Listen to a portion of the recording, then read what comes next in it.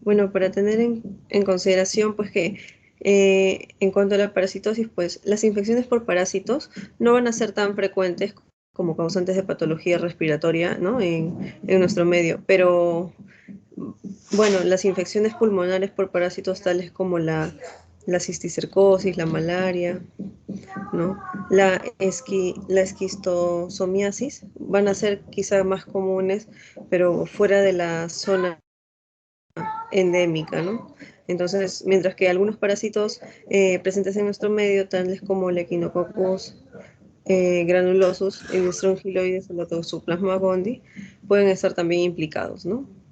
Entonces, más o menos debemos conocer la etiología y la historia natural de estas. En cuanto a los parásitos que pueden causar afectación pulmonar, tenemos los protozoos, ¿no? Y también tenemos los helmintos, ¿no? En cuanto a los protozoos, debemos considerar pues la entamoeba histolítica, que nos va a poder causar una amebiasis pulmonar, la Leishmania donovani, que nos va a poder causar una leishmaniasis pulmonar, y la Plasmodium vivax, que también nos va a causar malaria pulmonar, ¿no? En cuanto a la Toxoplasma gondii, también es un tipo de parásito que nos va a causar la toxoplasmosis pulmonar.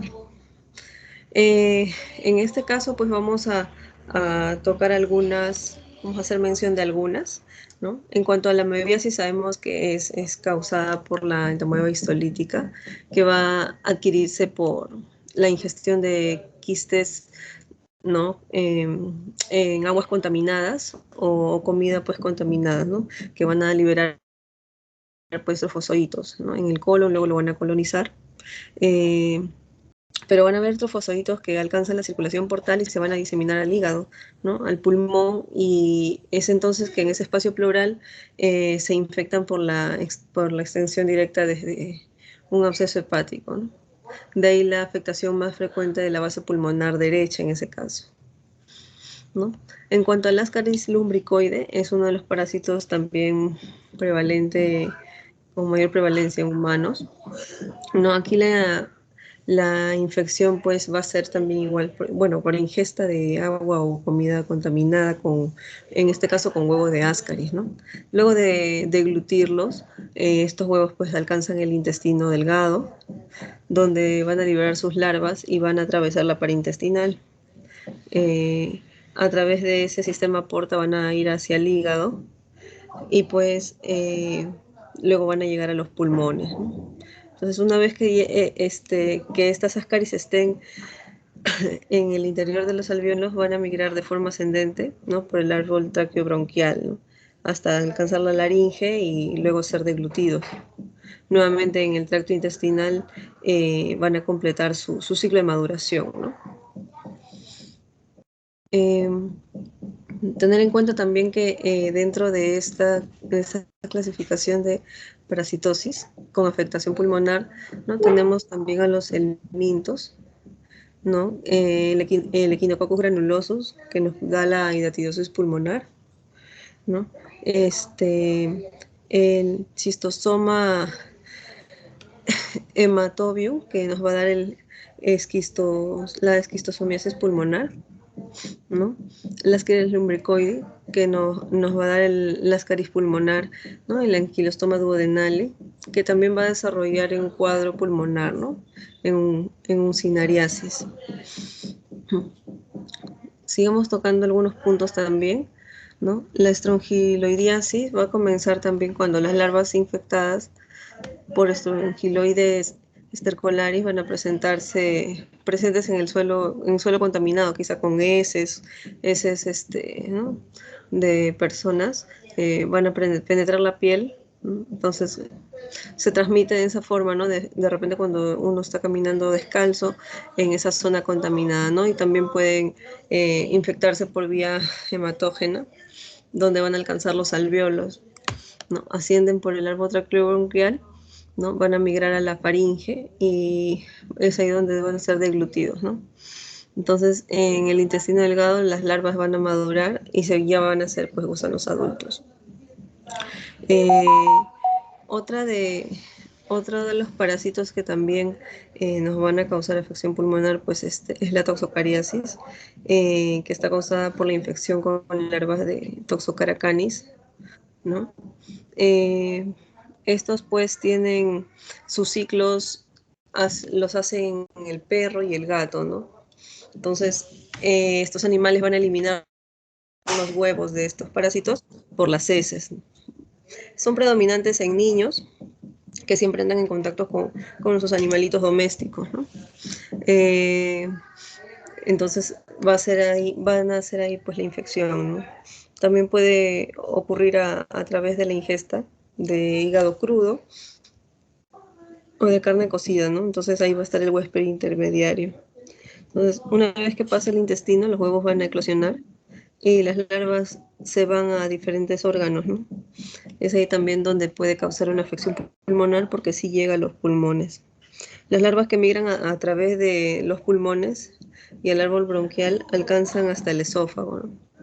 Y ya los gusanos adultos ya se desarrollan en el intestino delgado, ¿no? Y eliminan sus huevos en las heces. En el caso de las filarias, bueno, va a ser por la picadura del mosquito, ¿no? Que va a provocar pues, la inoculación a través de la piel, ¿no? Sus larvas que van a alcanzar vías linfáticas. Mm, también va a repercutir, ¿no? En cuanto a la afectación pulmonar. Aproximadamente, pues, no, 9 meses, las larvas se convierten en gusanos adultos ya, ¿no? Entonces, los que sobreviven en 5 años, pues en el tejido subcutáneo y el sistema linfático van a alterar todo el funcionamiento, ¿no? Luego se van a liberar a la vía periférica, ¿no? Que serán atrapadas en gran medida en los pulmones, ¿no? Donde también va, va a repercutir en esa zona. A continuación va a continuar mi compañera Catherine Lazo. Muy bien.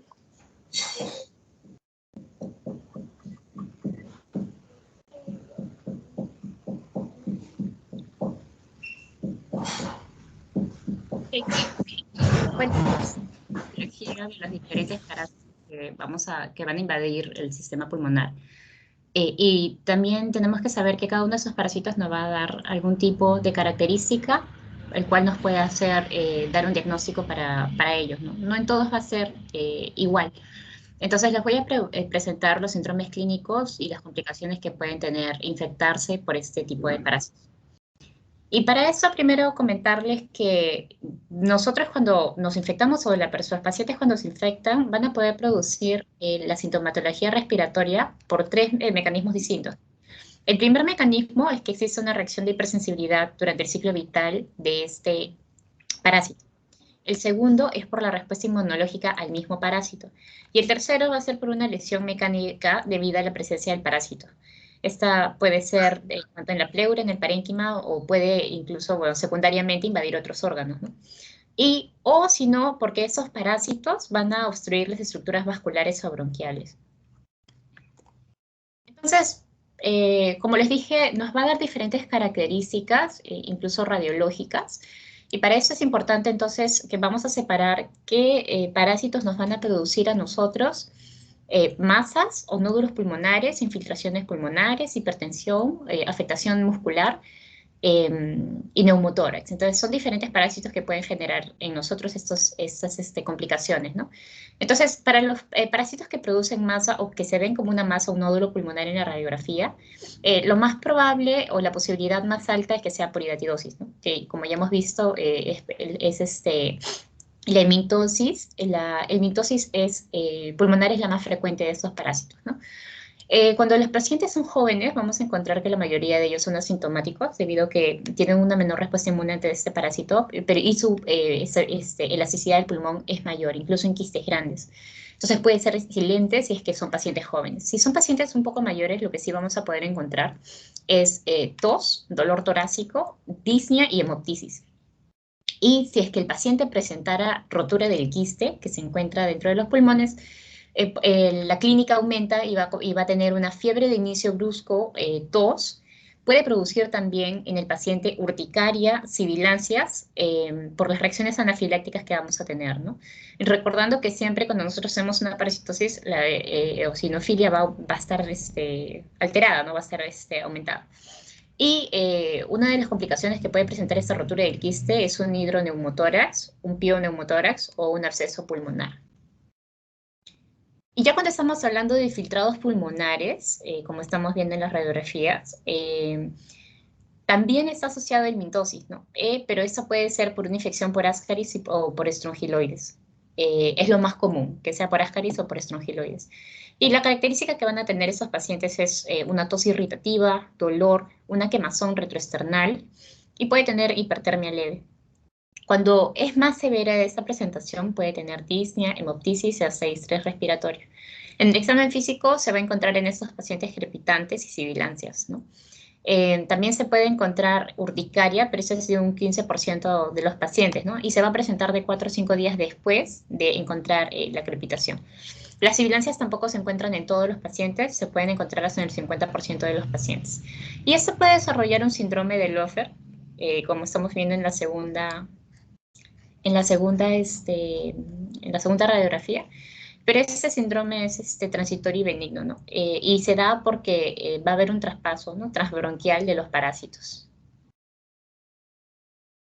Entonces, continuando con los infiltrados pulmonares, no solamente el estrongiloides y las Ascaris van a producirnos infiltrados pulmonares, sino también las filarias, ¿no? Las filarias que hemos comentado hace un momento, las filarias que son de presentación linfática, nos puede producir la eosinofilia pulmonar tropical.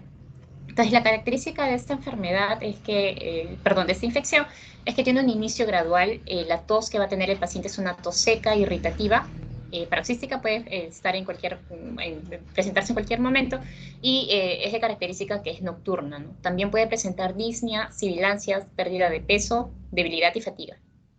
Si tenemos un paciente que tiene un asma grave, pero no está respondiendo al tratamiento convencional, se podría pensar que es una eosinofilia pulmonar tropical.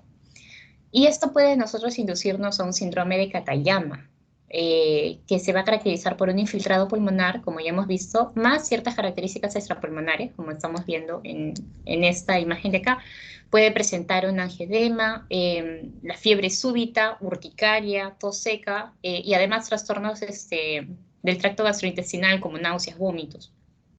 Y si es que esta fiebre de Katayama o síndrome de Katayama es severo, puede producir o evolucionar a una neumonitis aguda en la que se va a presentar eosinofilia. Siguiendo con los infiltrados pulmonares, el estrongiloides circularis también nos va a nosotros producir infiltrados pulmonares.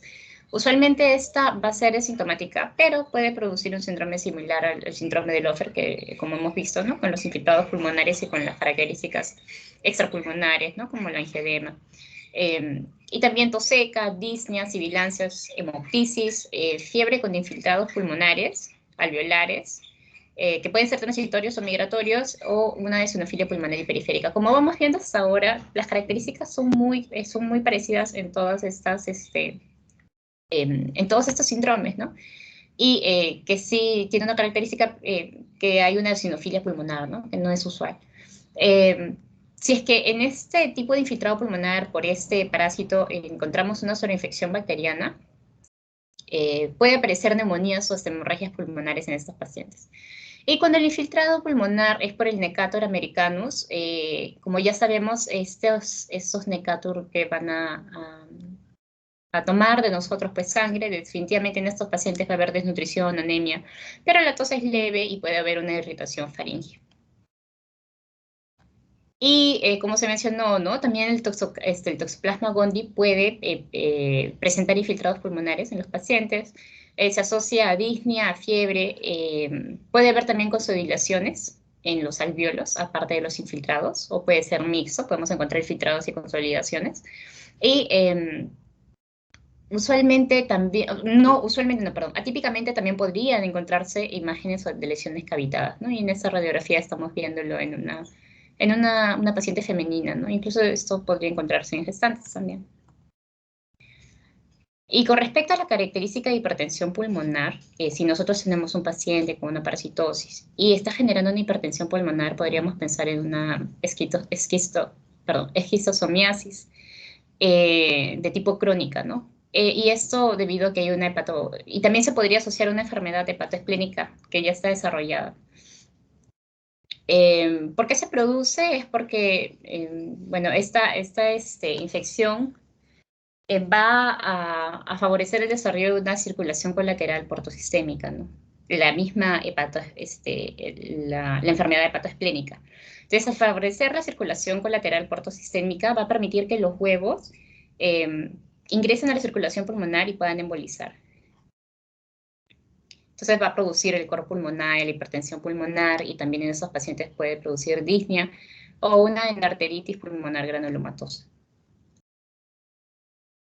Con respecto a la característica de derrame pulmonar por parasitosis, lo más usual o lo que podríamos pensar es que es una paragominiasis, en la cual va a haber una clínica abdominal y dolor pleúrico. A medida que las larvas migran dentro del parenquima pulmonar, puede aparecer una tos irritativa, malestar general, esputo hemoptírico, y este esputo va a tener un color achocolatado y es recurrente esta tos, este esputo hemoptóico. Como vemos acá en la imagen derecha, ¿no? Esta es una imagen de una paragominiasis con un derrame pulmonar, ¿no? Que en este caso es bilateral. Y por último, si nosotros tenemos una presentación con una afectación muscular respiratoria, el parásito a pensar es o la enfermedad a pensar es la triquinosis, ¿no?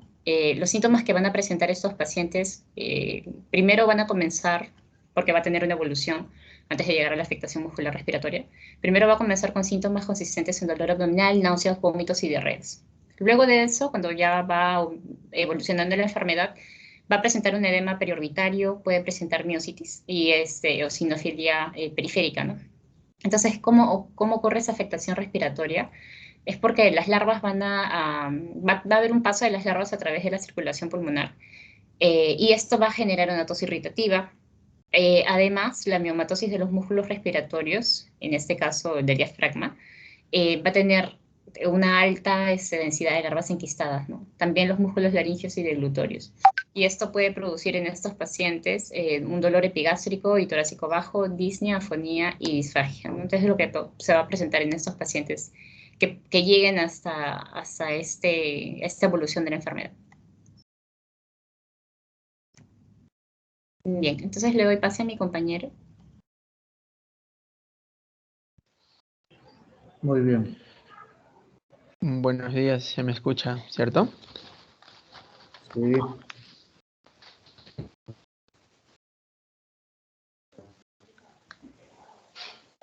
Bueno, mi nombre es Johan León Jaico y les voy a hablar acerca de los criterios de sospecha, estrategias diagnósticas que vamos a tener en este caso para la parasitosis.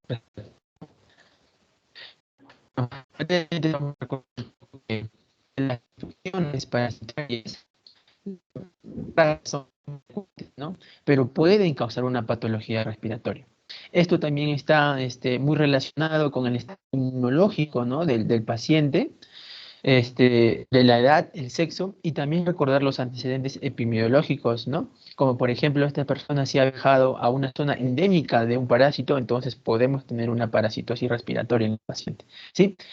Recordar también que las infecciones, las parasitosis respiratorias o pulmonares, pueden ocasionarse por los protozoarios, los helmintos y los artrópodos, siendo los helmintos las que van a generar mayor enfermedades parasitarias, ¿no? Van a causar en mayor proporción que los protozoos o los artrópodos, ¿no? La globalización, ha permitido que estas personas puedan viajar, ¿no? Hacer turismo a estos lugares, zonas endémicas de estos parásitos y pueden contraer estas enfermedades, ¿no? Como con la cisticercosis, que pueden generar parasitosis respiratoria, la malaria, como lo mencionó también mi compañera, la paragominiasis, ¿no? La esquistomiasis también, la Echinococcus granulosus, los estrongiloides, etcétera, ¿no? Y bueno, para realizar un criterio diagnóstico debemos recordar las manifestaciones clínicas que ya los mencionó mi compañera, la presencia de la eosinofilia, que es muy importante, y los antecedentes epidemiológicos que les he mencionado, ¿no? Esto nos van a dar una sospecha diagnóstica de qué posible parásito es que esté generando esta parasitosis respiratoria, ¿no? Recordar que la hipereosinofilia nos va a dar la sospecha fundamental que se está dando esta parasitosis respiratoria, ¿no?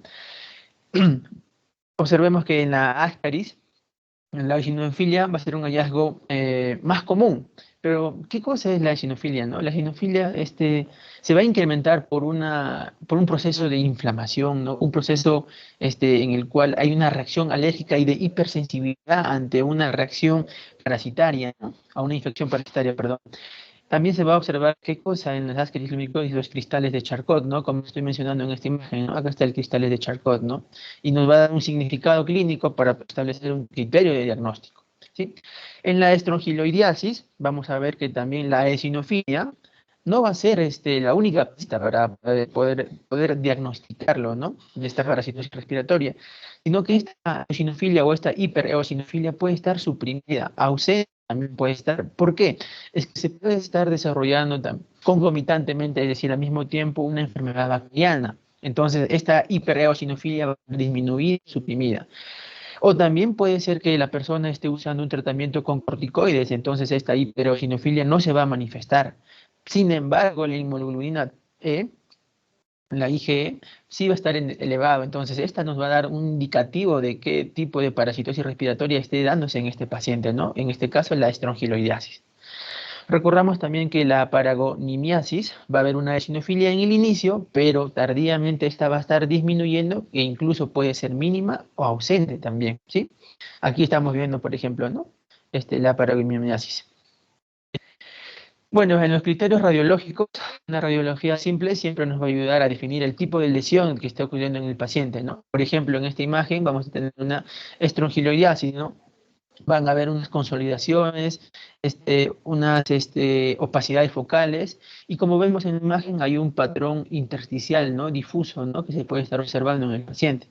En la Ascaris lumbricoides vamos a encontrar un infiltrado migratorio y transitorio, como vemos en la imagen que está por acá, ¿no? Vemos sobre todo en el parénquima pulmonar izquierdo, en el cual estos infiltrados migratorios y transitorios vamos a ver que está en la periferia, y sobre todo también en la base pulmonar, ¿no? Que se está observando. En la triquiniosis vamos a ver quistes musculares, lo más conocido, ¿no? Van a estar clasificados, pero también pueden haber derrames pleurales, ¿sí? Sí, eso es importante, creo que mi compañera también lo mencionó. Ahora, en el caso de la hidatidosis, como lo estoy mencionando por aquí, lo más común son estas masas homogéneas, ¿no? Que se va a observar. Aquí en la parte, no sé si me logran ver, hay un quiste atídico, ¿no? En la base pulmonar del parénquima izquierdo, ¿no? Entonces, el pulmón izquierdo, perdón. Entonces vamos a ver estas masas homogéneas, ¿no? Y que se encuentran definidas. Ahora, estos quistes cuando, digamos, se rompen, ¿no? Y invaden la cavidad de la pleura, desarrollar un hidroneumotórax o un bioneumotórax también, ¿no? Entonces, vamos viendo ahí la radiología simple, cómo nos va a ayudar a diagnosticar también qué tipo de parasitosis esté dándose respiratoria en estos pacientes, ¿no? Bueno, en la esquistomiasis van a haber infiltrados transitorios, generalmente, mayormente, como podemos ver, ¿no? Se repiten algunos, tienen un patrón ya establecido, pero en algunos hay unas características muy resaltantes, ¿no? Como en la tiroides vamos a ver estas masas homogéneas, estos quistes intramusculares clasificados, y pueden ocasionar esta complicación, ¿no? A través de un hidroneumotórax o un derrame pleural o un pioneumotórax, ¿no? Bueno, para los diagnósticos microbiológicos, como recordemos, estos parásitos cumplen un ciclo, ¿no? Como les estoy mencionando por aquí, hay un ciclo, hay una forma diagnóstica y también hay una forma infectante. Y en la forma diagnóstica están generalmente estos huevos, ¿no? Que las personas se contaminan con ellos. Entonces, por ejemplo, ¿no? Aquí les tengo una tabla en la cual encontramos a los microorganismos más comunes y las pruebas microbiológicas de diagnóstico, ¿sí? Les he subrayado aquí, por ejemplo, la entamoeba histolítica, ¿no? ¿Qué pruebas microbiológicas vamos a hacer a este paciente para poder sospechar que está desarrollando una parasitosis respiratoria? Un examen fresco de heces, ¿no? Como vemos en la imagen, hay un examen fresco de heces y a través del microscopio se va a observarse, ¿no? También vamos a ver como en la imagen que está acá, hay una broncoscopía, ¿no? Es un lavado bronquialveolar. Entonces, ahí también se va a hacer ese examen, ¿no? De este lavado bronquialveolar. Y también se puede hacer una biopsia transbronquial, ¿no? Aquí con un broncoscopio se hace una broncoscopía transbronquial. Es también importante para esto, ¿no? Por ejemplo, para el Paragonius Westermanni, vamos a ver que las pruebas son el lavado bronquialveolar, la biopsia transbronquial, las gelis lumbricoides, se hace un examen de heces para observar los huevos o los gusanos también, las secreciones respiratorias, ¿no? Los exudados gástricos también. En el Strongyloides estercoralis tenemos que hacer un examen de sangre, una serología y la presencia de larva en heces, ¿no? Como también es muy importante, ¿sí? Entonces, de esta manera vamos a sospechar de cómo podemos hacer o cómo podemos criterio diagnóstico para establecer, ¿no? Qué tipo de parasitis respiratoria esté teniendo este paciente. Eso sería todo. Gracias, doctor y compañeros.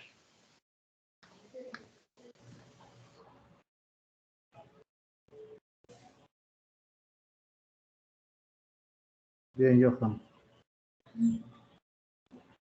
¿Qué sigue? Bueno, doctor, yo continúo. Bueno, se observa, ¿no? Sí, sí. Ya. Entonces, yo voy a hablar sobre el tratamiento y la prevención de parasitosis. Entonces, el tratamiento siempre está determinado y ligado al diagnóstico etiológico, ya que en general las parasitosis son infecciones que tienen diversos agentes etiológicos, que tienen algunas manifestaciones clínicas diferentes entre sí y que afectan pulmonarmente, como mencionó mi compañera. Se pueden presentar de diferentes maneras. En general, estos tienen diferentes dosis y medicamentos que se pueden usar y depende mucho del diagnóstico etiológico para el tratamiento. Quizás en el caso de la ligatiosis sea el único en donde el cual haya que hacer una extracción quirúrgica, al menos de los principales que se han mencionado. Y los fármacos pilares de tratamiento son los antiparasitarios. Entonces, estos antiparasitarios tienen varias formas en las que actúan ellos.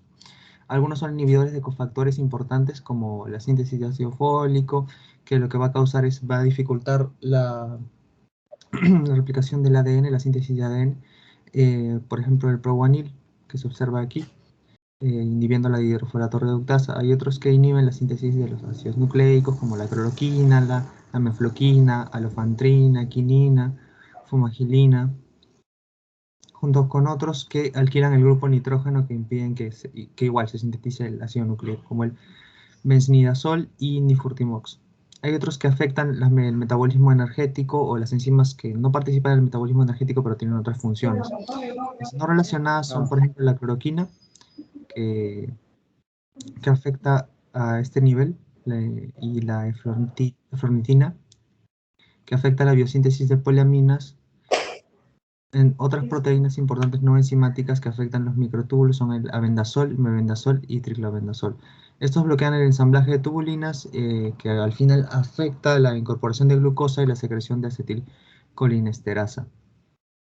Hay otros que también son los antimoniales y los arsenicales, los cuales afectan el metabolismo energético porque afectan las enzimas que tienen mucha relación con la glucólisis. Entonces no obtiene energía y termina muriendo el parásito. Y en algunos parásitos que, sobre todo los gastrointestinales, en los cuales se adhieren a la pared del intestino, en los cuales durante el ciclo de vida migran y por eso afectan al aparato respiratorio. La alteración neuromuscular se ve afectada por los medicamentos como el praziquantel, ¿no? Que estos son los principales métodos por los cuales atacan estos antiparasitarios. Entonces, algunas dosis que tenemos aquí son las caries lumbricoides, que se utiliza albendazol, mebendazol. Otras alternativas son el palmoato de pirantel, ivermectina, con sus dosis respectivas, y el manejo de broncoespasmo que se pueda causar durante la migración de, de estos parásitos. En tamoeba histolítica se utiliza metronidazol de 750 miligramos por 8 horas, de 500 miligramos cada 6 horas por vía intravenosa durante 10 días, la paramomicina 500 cada 8 horas por 10 días. El equinococo, pues como causa de hidatidosis, se retira quirúrgicamente, pero se tiene que dar también antiparasitarios igualmente. Entonces el albendazol 10 a 15 miligramos por kilogramo, 2 dosis durante 1 a 6 meses. Eh, también la leishmaniasis visceral, en la que se utiliza anfotericina B, 3 miligramos por kilogramo, que puede ser, que es endovenoso, y se valora la tolerancia y la toxicidad y las recidivas de estas. En el caso del paragóminos, se utiliza paracequantel y 25 miligramos por kilogramo cada 8 horas durante 3 días. En caso de afectación del sistema nervioso, se utiliza además corticoides. En el caso del Plasmodium falciparum, se utiliza artesunato parenteral, y que es intramuscular endovenoso, o sea, 2,4 miligramos por kilogramo, 12 y 24 horas, y se puede asociar posteriormente, después de después de pasado este tiempo, a doxiciclina por vía oral por el resto de 7 días. Esta es la forma complicada. La forma no complicada es un poco más sencillo el tratamiento de piperaquina y dihidroartemisina, 3 comprimidos en una dosis única durante 3 días. En el caso del esquistosoma, se utiliza paracequantel, 20 miligramos cada 8 a 12 horas por vía oral, y se repite la dosis en 3 meses para eliminar las larvas que han nacido durante el tratamiento agudo, que se han seguido desarrollando.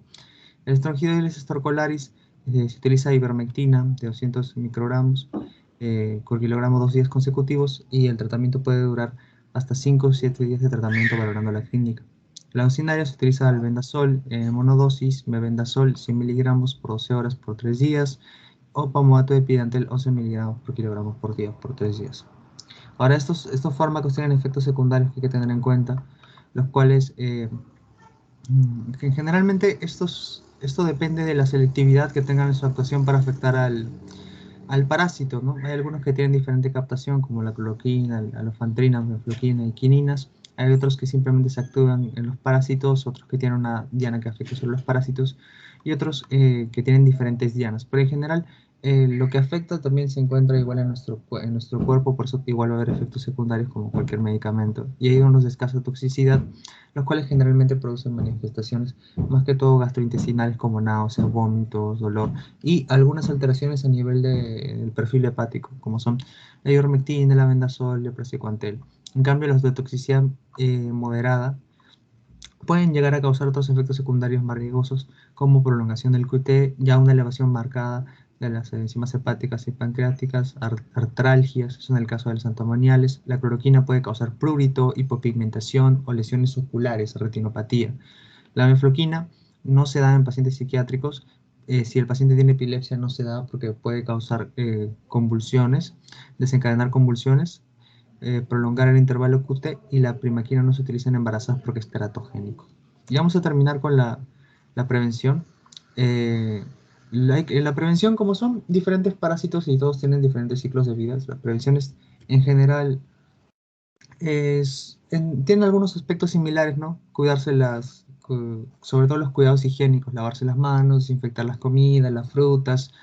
En el caso de aquellos que sean transmisibles por mosquitos, se debe tratar de utilizar insecticidas, o que las aguas, si tú tienes aguas almacenadas en bidones de agua, taparlos, no dejarlos abiertos.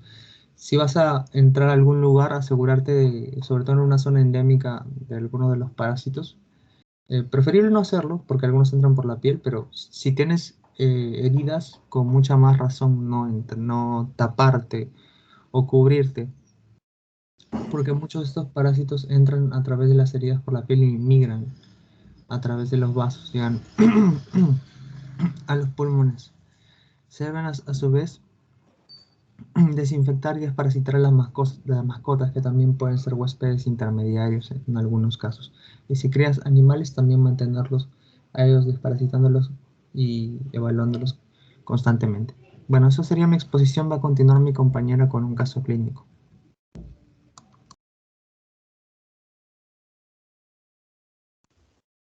Doctor, buenos días. Sí, te Voy a escuchamos. empezar a proyectar. Mi caso clínico. Ok, doctor, compañeros, buenos días. Para concluir lo que es este primer tema de exposición, que son parásitos, decidimos concluir lo que es con un caso clínico. En este caso es una infección grave por Plasmodium falciparum, una gestante que tuvo un viaje. Bueno, para el desarrollo del caso, la paciente es de sexo femenino con 31 años de edad. Entre los antecedentes de importancia tenemos que recientemente tuvo un viaje a África y también que está embarazada cursando su primer embarazo de 11 semanas. Bueno, en el relato cronológico nos menciona que llegó a la consulta al servicio de emergencia con una historia de 10 días de evolución de fiebre, síntomas urinarios y hematuria, que posteriormente comenzó a desarrollar lo que es una astenia, adinamia, y también presentó lo que es una dificultad respiratoria e intolerancia al decúbito, además de un sangrado transvaginal. En el examen físico que se le realizó, presentaba presión arterial de 99 sobre 65, una saturación de oxígeno del 92%, frecuencia cardíaca de 89 latidos por minuto y una temperatura de 39 grados. La paciente, al momento de realizarse lo que es el examen físico, se encontraba consciente y orientada, también se le notaba hidratada y presentaba lo que es un dolor abdominal localizado en la parte del hipocondrio derecho, pero sin datos de irritación peritoneal. También se le encontró lo que es una disminución del murmullo vesicular en bases de ambos campos pulmonares. Al momento de realizar los exámenes de laboratorio, se encontró lo que es una leucopenia, también una anemia. También se le realizaron otros exámenes del diagnóstico. Bueno, como la paciente había viajado recientemente al África y por la clínica que presentaba, entonces tenía una sospecha de plasmodio. Entonces se le realizó lo que es un examen por mediante la técnica de la gota gruesa. Bueno, nos dice en el caso clínico nos hacía mención que lo recomendable en mujeres embarazadas es la detección mediante el microscopio de luz con pruebas de diagnóstico como inmunocromatografía o reacción en cadena polimerasa, la PCR. Pero como mencioné, en la paciente se le realizó lo que es un examen mediante la técnica de la gota gruesa, donde dio positivo para infección de Plasmodium falciparum, un conteo parasitario de 220.338, que corresponde a una parasitemia de 6,72%. Bueno, en el tratamiento, según las guías de la OMS, como primera opción en caso de malaria grave, en caso de adultos, niños y tanto mujeres embarazadas como en periodo de lactancia, el primer tratamiento que sería artesunato, podría ser vía intramuscular o vía endovenosa por 24 horas. Y posteriormente, si en caso la paciente tolerara la vía oral, también se le indicaría artesunato en 2,4 miligramos por kilo por dosis en caso de adultos. También en caso de malaria grave, mi compañero hizo mención de administración de doxiciclina, pero en caso como la paciente estaba embarazada, entonces esto no está indicado en pacientes con embarazo.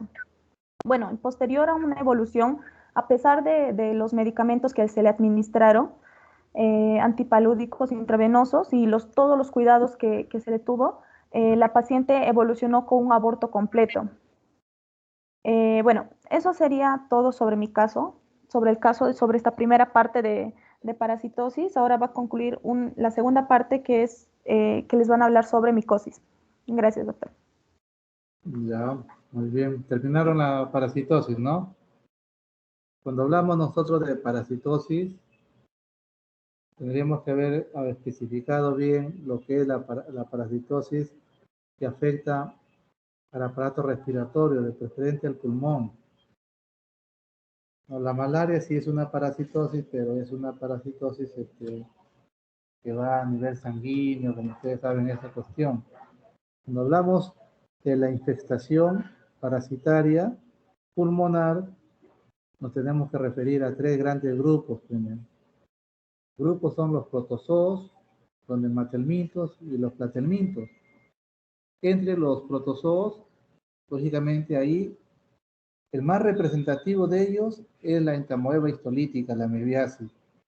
La mebiasis es un cuadro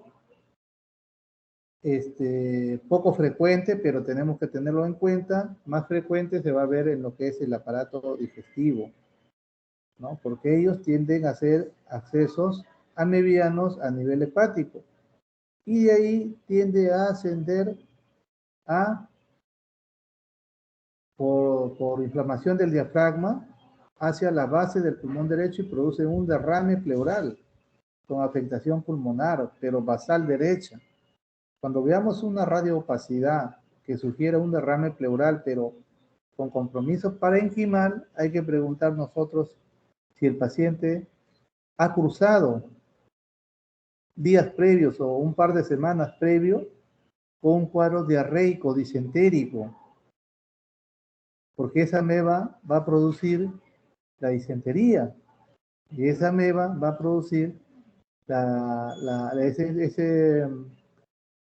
entamoeba va a producir también problemas a nivel pulmonar. Si bien es cierto, cuando hay compromiso de la parte abdominal, no hay mucha predisposición, ya sea por el sexo o la edad, pero en la mebiasis torácica sí hay cierta predisposición, son más frecuentes los varones, y se da entre los 20 y 40 años. Eso le voy diciendo porque son poco frecuentes, pero hay características propias de esta mebiasis. En la mebiasis nosotros, cuando sospechamos de un derrame pleural, como le decía, muchas veces hacemos toracocentesis.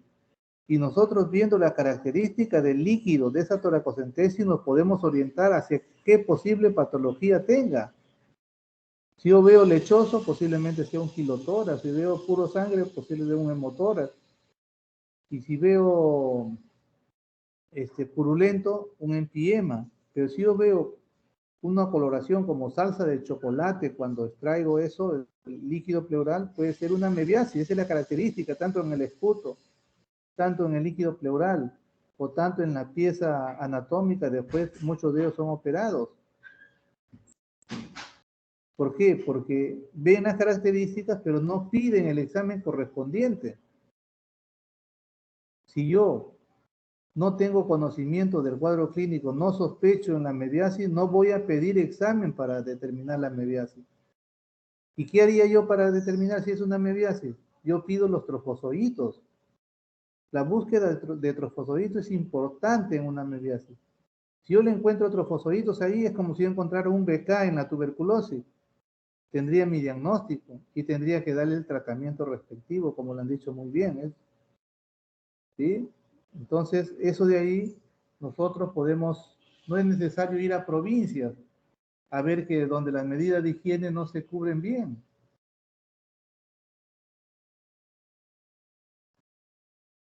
Y acá, pues, en Lima tenemos muchos pueblos jóvenes que no tienen ni agua ni desagüe, porque el requisito es eso. El paciente presenta un cuadro doloroso, muy doloroso abdominal, porque empieza a nivel hepático. Puede haber una hepatomegalia también. La cápsula de Griso se distiende y es doloroso. ¿Sí? El paciente, esto consume mucho el paciente se vuelve delgado, hay eosinofilia. Casi en todas las parasitosis hay eosinofilia. Pero no, si yo hago un análisis y no encuentro eosinofilia, eso no lo descarta. Porque se dice que hasta un 50% de los pacientes puede presentar eosinofilia y el otro 50% a veces no. Tenemos que valernos de otra cosa. Eso, el más representativo es el la entamoeba histolítica, la mediasis. Cuando pasamos al otro grupo, eso eran los protozoos. Cuando pasamos al otro grupo de los nematelmitos, nosotros ya tenemos una cierta parásitos que son nematelmitos. Dentro de esos, ¿a quién lo vamos a tener como representativo? Al áscara y lumbricoides, que lo han explicado muy bien el ciclo, cómo va, que llega a la vía respiratoria, bronquios, pulmones, y de ahí a vuelta va hacia el aparato digestivo, cumple su ciclo.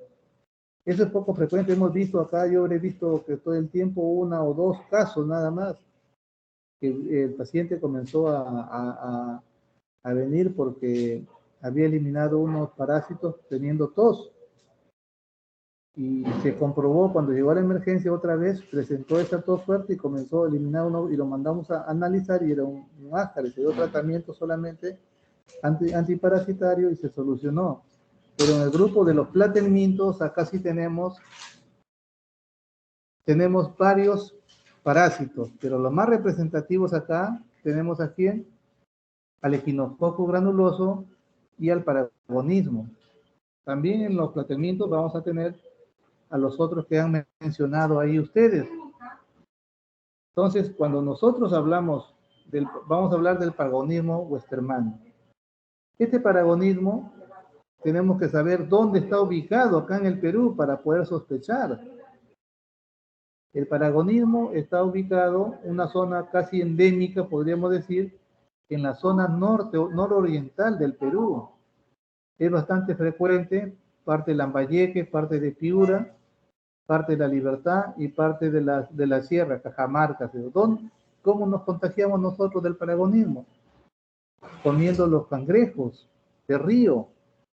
¿Y ellos qué hacen para consumir al cangrejo de río? Solamente agarran, echan un poco de limón y sal y su ají y lo comen, ¿no? Y ahí está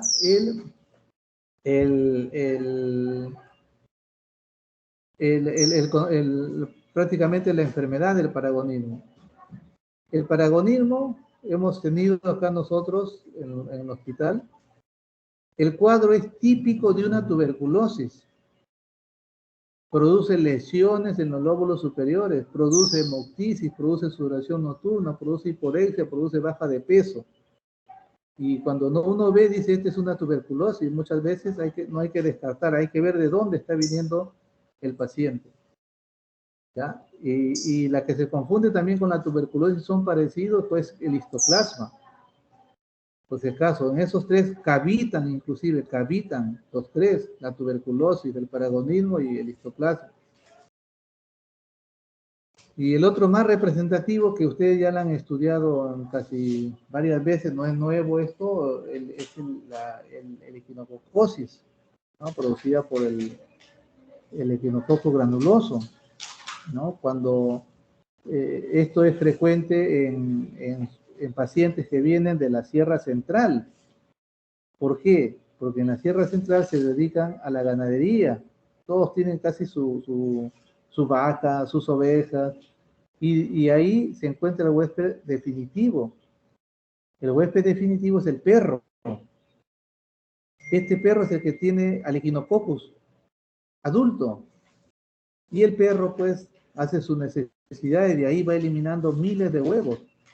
Y la lluvia que hay lo dispersa, pues, por todos los embriones. Y no solamente eso, sino que se contagia al comer las hierbas, los animales, sino al beber esa agua también. Y eso también puede suceder con las personas. Por eso acá en el hospital, si hablamos de equinococosis, tenemos que es más frecuente el equinococcus a nivel pulmonar, acá en el hospital. Pero en sí no es eso, sino que este es hospital referencial donde yo trabajo, el Hipólito Unanue. Se dice casi un 70% de los equinococcus se siembra en el hígado. Ustedes saben que el hígado es el primer filtro para el equinococcus. Los que sobreviven y se quedan ahí harán su hidatidosis hepática, pero algunos de ellos siguen el torrente sanguíneo y el otro filtro son los pulmones. Y en los pulmones en el hígado tienen su mecanismo de defensa, de destrucción, aquel agente que quiera ingresar y hacer daño. Entonces, ahí algunos en el pulmón se quedan y hacen la parte quística, pero hay una pequeña parte que continúa recorriendo el torrente sanguíneo, que es muy infrecuente. Entonces, eso es lo que pasan al torrente sanguíneo, sabe Dios dónde van a parar. Pueden ir al cerebro, pueden ir al hueso, pueden ir al corazón, pueden ir al intestino, puedes ir a cualquier sitio, pero como le digo, es menos frecuente. Y el quiste hidrativo, cuando empieza, está no complicado, casi no produce molestias. Y las molestias van a venir cuando el quiste crece mucho y está molestando a otra estructura. Y va a producir la sintomatología de la estructura que le esté molestando. Pero el quiste ya cuando se complica, ya esa complicación del quiste, saben que está en el parénquima pulmonar, puede complicarse con comunicación al bronquio. Y cuando eso sucede, ¿qué pasa? Que el quiste se vacía en el árbol bronquial y el árbol bronquial se inunda con el líquido, que es claro, transparente, sabor salado. Entonces, al inundarse de líquido, el paciente cuando va a respirar el aire no entra y tiene una sensación de sofocación, de ahogo. Entonces el paciente se desespera y hace arcadas y lo bota. Y eso se conoce como vómica. Y esa vómica, hasta que no bote líquido, el paciente no está tranquilo. Pero el quiste también se puede complicar hacia el espacio pleural y producir un hidroneumotórax. Y la otra complicación es que vaya al torrente sanguíneo y puede producir lo que dijeron pues ustedes, un shock anafiláctico. Y eso sí es fatal. Y el quiste cuando se complica también tiene sus características propias. Aparte de la vómica, el quiste ya no deja de ser una imagen ovalada, radiopaca, bonita, sin compromiso del parénquima pulmonar. Ya cuando se complica, ya comienza, el parásito comienza a morir y las membranas comienzan a desprenderse y se produce un nivel hidroaéreo. Pero ese nivel hidroaéreo no es como el del acceso pulmonar, que es una sola línea. Este nivel hidroaéreo, en la parte superior ya se ve otras imágenes, como si algo sobrenadara. Y eso se llama el signo de camalote en la radiografía, típico patognomónico de un quiste hidratídico complicado. Si el quiste tiene menor de 2 centímetros, se puede optar por dar tratamiento antiparasitario, el mebendazol, el albendazol, ¿no? Pero si es mayor, hay que tener cuidado, porque si yo le doy tratamiento antiparasitario, yo lo mato al parásito y se complica. Y al complicarse después el paciente puede presentar la vómica. Y no solamente se acompaña de eso, sino una tos con expectoración, inclusive hemoptisis. Entonces estos pacientes tienen que ir, cuando ya se complica, sí o sí al tratamiento quirúrgico. Muchos dicen que cuando ven un quiste hidratídico, ese quiste tiene que ser operado.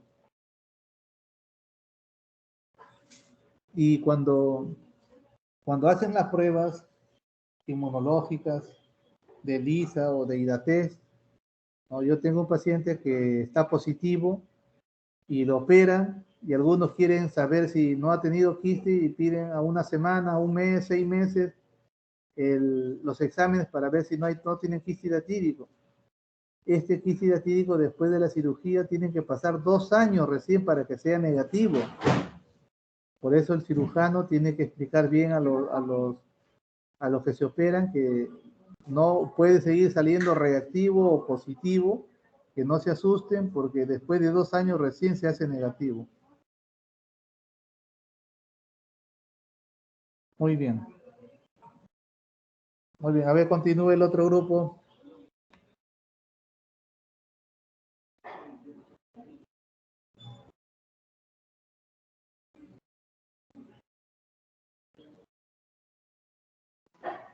Buenos días, doctor. ¿Se logra ver mi pantalla? Sí. ¿Quién está hablando? Natalie Méndez Sánchez. Ya, Méndez, ya, muy bien. Ahora van a empezar de abajo hacia arriba. Sí, vamos a hablar sobre lo que es la micosis pulmonar. Ya, muy bien, Natalie, te escuchamos. Ya. Bueno, en cuanto a lo que es la definición de la micosis pulmonar, esta va a ser una enfermedad infectocontagiosa, ¿no? Producida por la invasión de hongos en la estructura histológica pulmonar, ¿no? Normalmente es debido a una alteración de los mecanismos de defensa del huésped, en este caso el paciente, ¿no? En cuanto a su epidemiología, bueno, vemos que los factores predisponentes va a ser el uso de antibióticos de amplio espectro, también el uso de corticoides, ¿no? El uso de citostáticos, ¿no? Que son las quimioterapias, el metabolismo de defensas alteradas por enfermedades graves y crónicas, ¿no? Como podría ser lo que es el cáncer, la leucemia, uremia, diabetes, cirrosis. También tenemos lo que son las condiciones de mala alimentación, el desplazamiento de masas poblacionales de zonas endémicas a otras donde no existe resistencia o inmunidad. Y bueno, otros factores sería lo que es el trasplante de órganos y personas con HIV. En cuanto a su etiología, bueno, vemos son varios agentes, ¿no? Que van a causar distintas enfermedades. Tenemos, por ejemplo, el agente que es el Candida albicans, ¿no? Que va a producir lo que es la candidiasis. Tenemos el Aspergillus fumigatus, que va a causar lo que es la aspergilosis, ¿no? El Cryptococcus neoformans, bueno, va a producir una criptococosis. El histoplasma capsulatum, ¿no? Que va a producir lo que es histoplasmosis, que bueno, más adelante mis compañeros van a desarrollar cada uno de esos hongos, ¿no? Bueno, continuando, yo voy a hablar lo que es sobre la aspergilosis. Bueno, esta va a ser una enfermedad causada por el Aspergillus, ¿no? Que es un tipo de hongo, ¿no? Común que vive en el medio ambiente, ¿no? En interiores y exteriores. Y bueno, la mayoría de las personas van a inhalar lo que son estas esporas del Aspergillus todos los días sin que lleguen a enfermarse, ¿no? Pero las personas con el sistema inmunitario debilitado o enfermedades pulmonares van a estar con mayor riesgo, ¿no? De presentar problemas de salud por causa del Aspergillus. Se dice que aproximadamente hay 180 especies de Aspergillus, pero se sabe que poco menos de 40 de ellas van a causar lo que son las infecciones en los seres humanos. El Aspergillus fumigatus va a ser la causa más común de las infecciones por Aspergillus en los seres humanos. Y bueno, otras especies comunes también tenemos, son el Aspergillus flavus, el Aspergillus terreus y el Aspergillus niger. Bueno, aquí va a haber tipos, ¿no? De aspergilosis. Tenemos la aspergilosis broncopulmonar alérgica, ¿no? Que esta va a ser esta va a causar lo que es una inflamación en los pulmones y va a tener síntomas de alergia como tos y sibilancias, ¿no? Pero no va a provocar lo que es una infección. Después tenemos la sinusitis alérgica por Aspergillus, ¿no? Que causa inflamación y síntomas de infección de los senos paranasales, ¿no? O sea, va a haber secreción nasal, congestión nasal y va a ir acompañado de lo que es dolor de cabeza, pero no va a provocar lo que es una infección. Después tenemos el aspergiloma, ¿no? Que bueno, también es llamada masa de hongos, ¿no? Como lo indica su nombre, esta va a ser una masa de Aspergillus que se forma en los pulmones o en los senos paranasales, pero que por lo general no se propaga a otras partes del cuerpo. Tenemos también lo que es aspergilosis pulmonar crónica, ¿no? Que esta va a ser una afección de larga duración, ¿no? Más o menos de 3 meses a más, ¿no? En la cual el Aspergillus puede causar cavidades en los pulmones, ¿no? Y bueno, también pueden formarse una o más masas, ¿no? de hongos, ¿no? En los pulmones.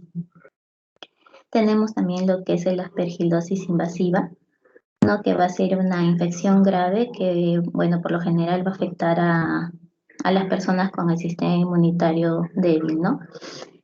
Como aquellas que han recibido, por ejemplo, un trasplante, ¿no? Y bueno, la aspergilosis invasiva va a afectar más que todo a los pulmones, pero también se dice que puede propagarse a otras partes del cuerpo, ¿no? Y bueno, y por último tenemos la aspergilosis cutánea, ¿no? Que es de la piel, ¿no? Esta va a entrar al cuerpo a través de una abertura de la piel, ¿no? Por ejemplo, la herida de una operación o de una quemadura, ¿no?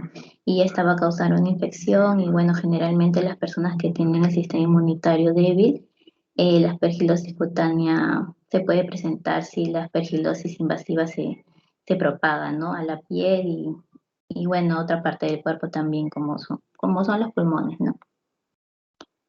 Eh, bueno, en cuanto al cuadro clínico, ¿no? Los síntomas, eh, bueno, va a presentar diferentes síntomas de acuerdo al tipo de aspergilosis, ¿no? Por ejemplo, la aspergilosis broncopulmonar alérgica, esta va a tener síntomas similares a los del asma, ¿no? Van a incluir lo que es sibilancias, dificultad para respirar, tos y fiebre, ¿no? Pero en casos raros va a ser la fiebre.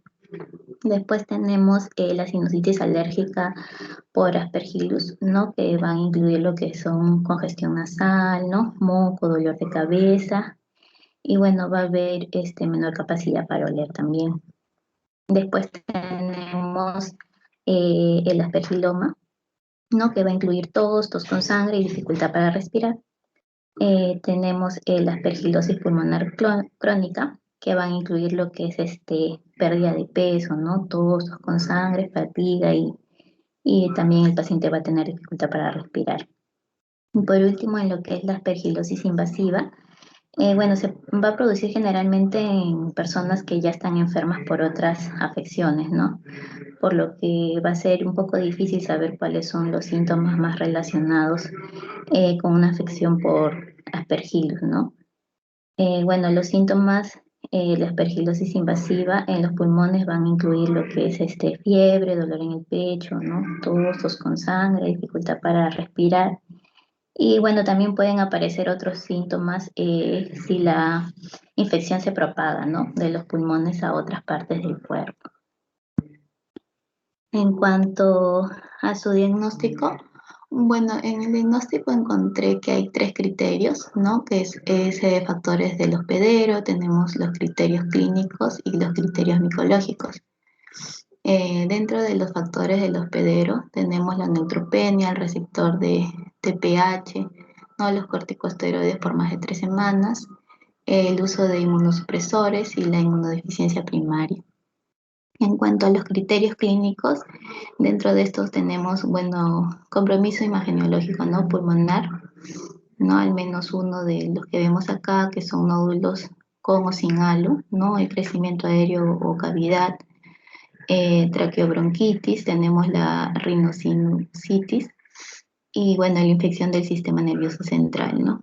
En cuanto a los criterios micológicos, no tenemos los directos que son tinciones o cultivos positivos y bueno, indirectos tenemos galocto mamano y beta de glucano, ¿no? Bueno, para hacer como que un diagnóstico, ¿no? Para tener lo que es un diagnóstico probado, ¿no?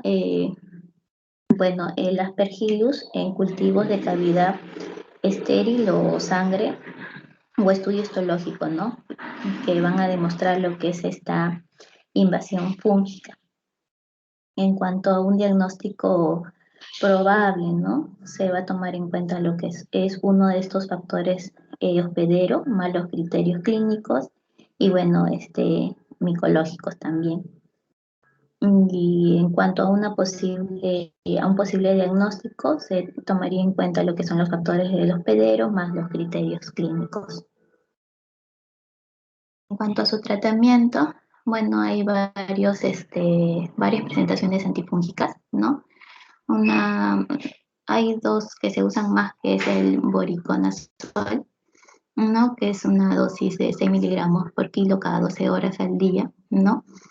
Y bueno, una mantención de 4 miligramos por kilogramo cada 12 horas, vía intravenosa y vía oral, ¿no? También tenemos la anfotericina liposomal, ¿no? De 3 a 5 miligramos por kilo por día, ¿no? Y bueno, intravenosa, ¿no? Y ahí tenemos también el posaconazol, itraconazol, ¿no? Y bueno, entre otros. También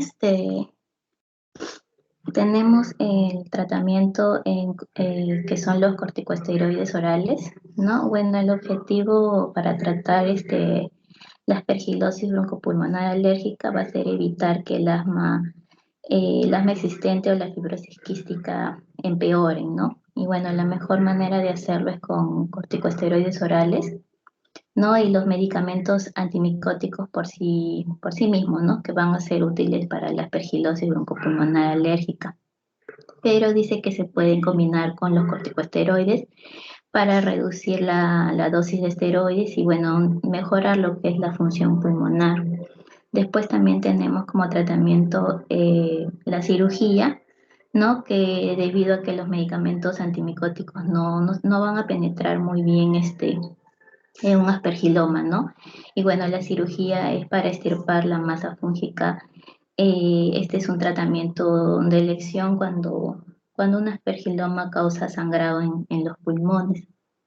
Y también tenemos lo que es la embolización, ¿no? Que este va a ser un procedimiento, bueno, va a detener lo que es el sangrado pulmonar, ¿no? Causado por este hongo, ¿no? Que es el aspergiloma.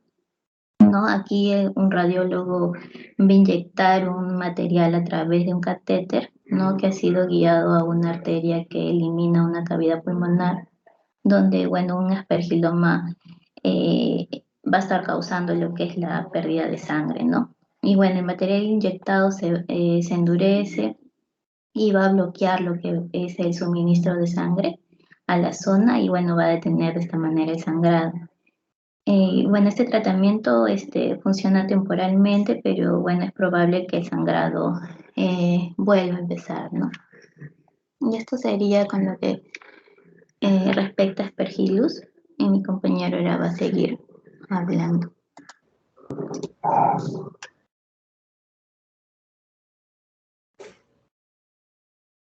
Bien, Natalie. ¿Quién va a hablar? Yo, doctor.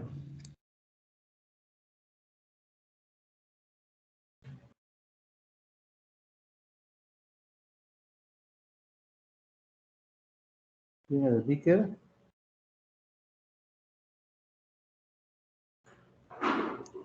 No, doctor, yo, Mamani Chambi Juan Carlos. Ah, Juan Carlos, ya. Vamos, vamos.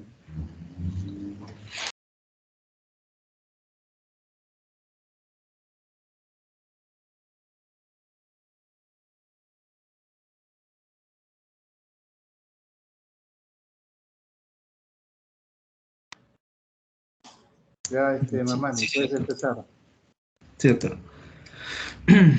Bueno, ya. Continuando con la exposición, a mí me tocó hablar la parte de criptococosis y candidiasis. Bueno, para empezar voy a hablar de criptococosis. Ya, en este caso, la criptococosis es, si bien es la causa más frecuente de meningitis fúngica, este hongo va a tener dos tipos de variantes, ¿no? La cual va a ser la Cryptococcus neoformans y la Cryptococcus gatti, ¿no? En este caso, la Cryptococcus neoformans va a ser de manera cosmopolita, ¿no? O sea que se puede encontrar en varias partes del mundo, a diferencia de la gatti, que esta se va a encontrar generalmente en zonas tropicales, ¿no? Y también como punto importante aquí, hay que recordar que en este caso, este tipo de hongo va a afectar más que nada a personas con las defensas bajas, ¿no? Con un componente inmunosupresivo, ¿no? Ahora, ¿en qué tipo de personas puede afectar este tipo de enfermedad? Pues en personas que tienen infecciones por VIH, ¿no? Que ese tipo de personas van a presentar, pues, van a ser prácticamente pacientes inmunosupresivos, ¿no? También hay personas que toman dosis altas pues, de medicamentos por corticoides, ¿no? O personas que tienen cáncer también, o justamente personas que por este cáncer están pues, con medicamentos de quimioterapia, ¿no? O pero personas que van a tener pues, la enfermedad de Hodgkin, o también personas que van a tener pues, trasplantes de órganos, ¿no? Entonces, en este tipo de personas que van a tener pues, las defensas bajas, van a ser personas en las cuales van a poder afectarse mayormente este tipo de enfermedad, ¿no? Siguiente, por favor.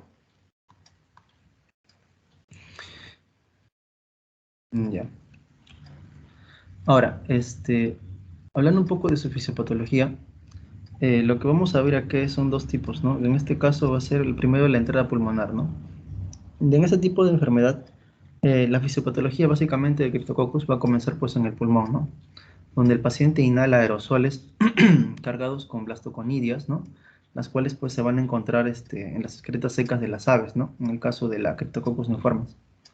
Ahora, estas blastoconidias van a producir, pues, ser controladas directamente, ¿no? Por los macrófagos celulares, ¿no? Por medio de la fagocitosis, ¿no? Y a lo largo también no van a provocar, pues, sintomatología. Asimismo, si es que la respuesta celular, ¿no? Es insuficiente, puede, pues, ocurrir una diseminación, ¿no? En el cuerpo. Ahora, ¿el cual es ideal para qué, no? Para que el Cryptococcus neoformes pueda producir, producir en sí y llegar, pues, ¿no? Al sistema nervioso central, ¿no? Y producir pues esta enfermedad que podría llamarse meningitis criptococócica, ¿no? Ahora hay que recordar también que en este caso el GATI no va a requerir pues de inmunosupresión, ¿no? Para provocar sintomatología, ¿no? Y cuadros pulmonares o extrapulmonares. Siguiente, por favor. Ya, en el caso de la diseminación, aquí es donde ya uno puede ver, ¿no? Que ya se diseminó en el cuerpo, el cual se puede entrar en cualquier tipo de tejido, el cual puede ser pues la piel, o también el sistema nervioso central, el hígado, la médula ósea o cualquier tejido en sí, ¿no? Y esto ocurre básicamente pues, cuando la inmunidad celular es insuficiente, ¿no?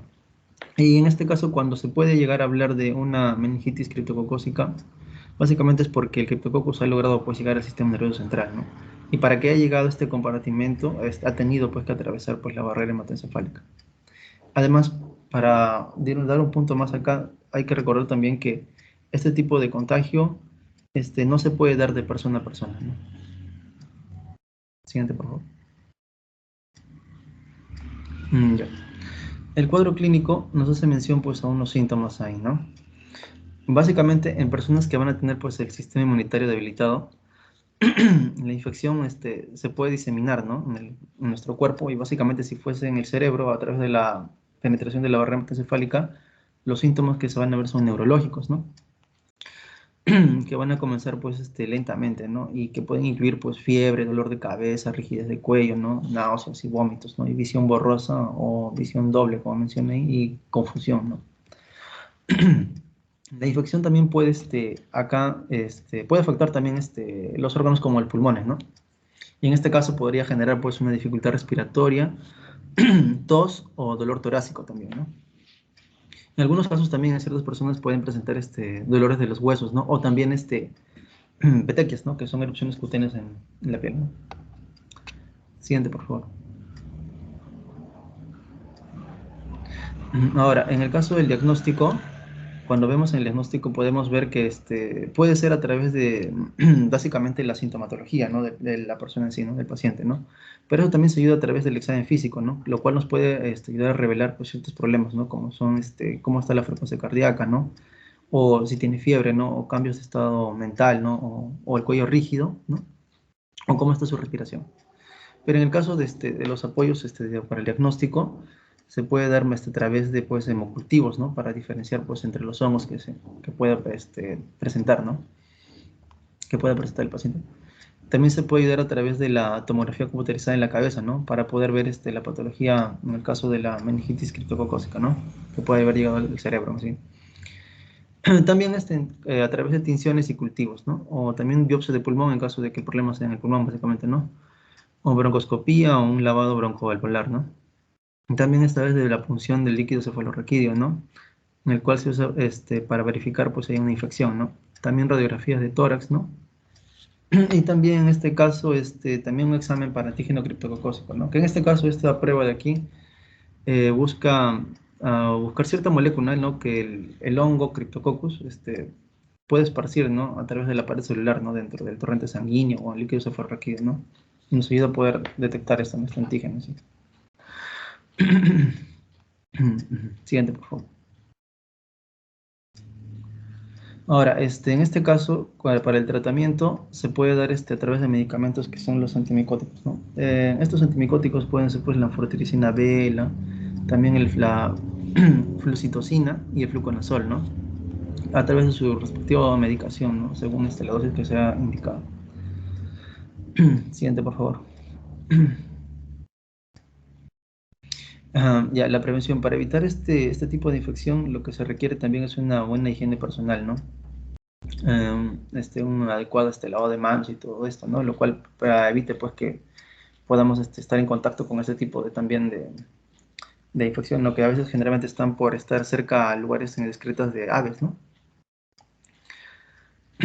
También hay que tener un adecuado cuidado, pues, ¿no? Con las personas que pueden tener las defensas bajas, ¿no? En este caso con los pacientes, puede que sean con VIH, ¿no? Como mencioné al inicio, también o pacientes con cáncer o con quimioterapia, ¿no? Pacientes básicamente inmunosupresivos, ¿no? Siguiente, por favor. Bueno, ahora vamos a hablar de la candidiasis, ¿no? Ya, en este caso, básicamente la candidiasis es una afección cutánea, ¿no? Consecuencia de la parasitación justamente por estos hongos, ¿no?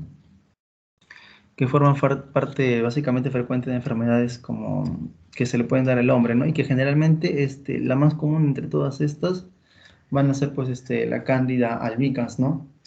Y que justamente perdón, se puede dar más. Ya, entre esta candidiasis vamos a encontrar que entre muchas otras que pueden ser, ¿no? La Candida tropicalis, la Candida glabrata, ¿no? Cruzei, Paraptocilisosis, Dubliniesis y Lusitania. La más representativa, pues, obviamente va a ser la Candida albicans, ¿no? Siguiente, por favor.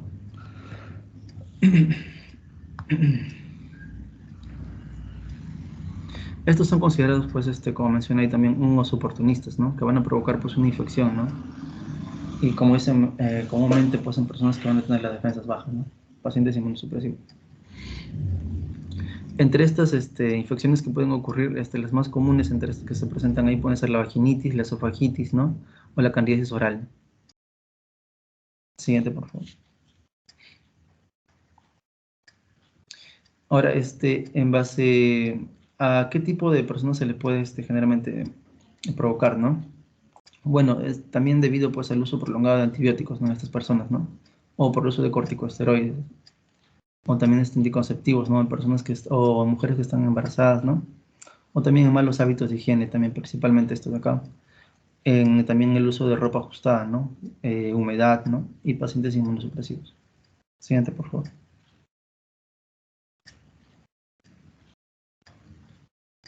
¿Y cuál es el cuadro clínico que aparece aquí? Bueno, generalmente es prurito, ¿no? Picazón, inflamación, ¿no? Eritema, ¿no? Bulo vaginal. Dolor también al presentar, tener relaciones sexuales, ¿no? Disuria. Y una secreción blanquecina, ¿no? Que puede presentarse. Siguiente, por favor. En el caso del varón, los síntomas de una infección en los genitales masculinos van a incluir, pues, estas manchas, ¿no? Manchas o heridas como rojas cerca de la cabeza del pene, ¿no? O del prepucio, ¿no? Y también una picazón, ¿no? O sensación de ardor. La candidiasis del pene también puede tener, pues, una descarga blanca, ¿no? Como se menciona, una descarga conjuntiva purulenta. Siguiente, por favor. Ahora, el diagnóstico en este caso se puede hacer a través de la clínica, ¿no? Los síntomas que van a presentar y también a través de cultivos, ¿no? Cultivos que puedan hacerse para el análisis de esta enfermedad. Siguiente, por favor. El tratamiento farmacológico va a ser dependiendo del tipo, ¿no? En este caso, si es una candidiasis no complicada, se puede usar fluconazol, ¿no? O nistatina. En el caso de una candidiasis vaginal complicada, se puede usar 3 dosis de fluconazol, ¿no? En el caso de una candidiasis vaginal recurrente, puede usarse fluconazol o también el terconazol, ¿no? En infecciones que no sean por Candida albicans. Siguiente, por favor. Ahora, la prevención, ¿no? Básicamente acá lo primero que se tiene que hacer es una adecuada limpieza, ¿no? Y evitar también que sean zonas de humedad, ¿no? También si se toman probióticos para poder ayudar, ¿no? En este caso, cuando un paciente está tomando un tratamiento de antibiótico, ¿no? Y así se pueda mantener la microbiota normal, ¿no? Se hace recomendación también del uso de ropa interior de algodón, ¿no? Y en el caso de un tratamiento para candidiasis, se tiene que tomar medidas de protección en las relaciones sexuales, ¿no? Para no contagiar a su pareja, ¿no? Siguiente, por favor. Con esto acabaría mi parte, doctor. Paso a mi siguiente compañero. Gracias.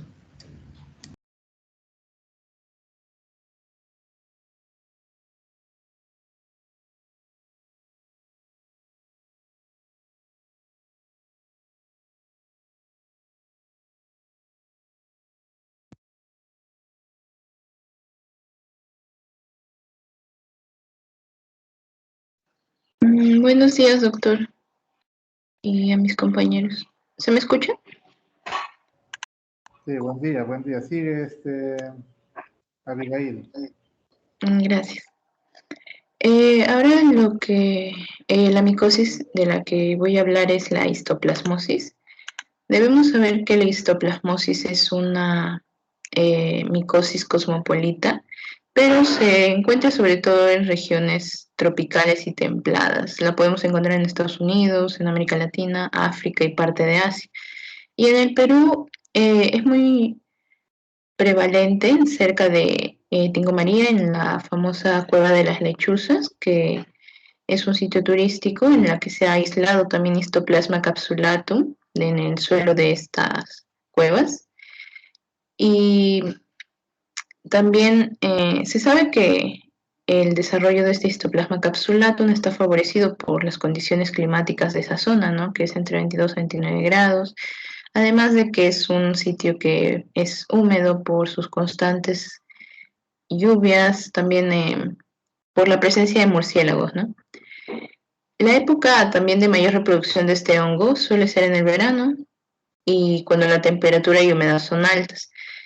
Sin embargo, la posibilidad de contraerlo es más en temporada seca, ya que las esporas se transportan por el aire y el polvo, ¿no?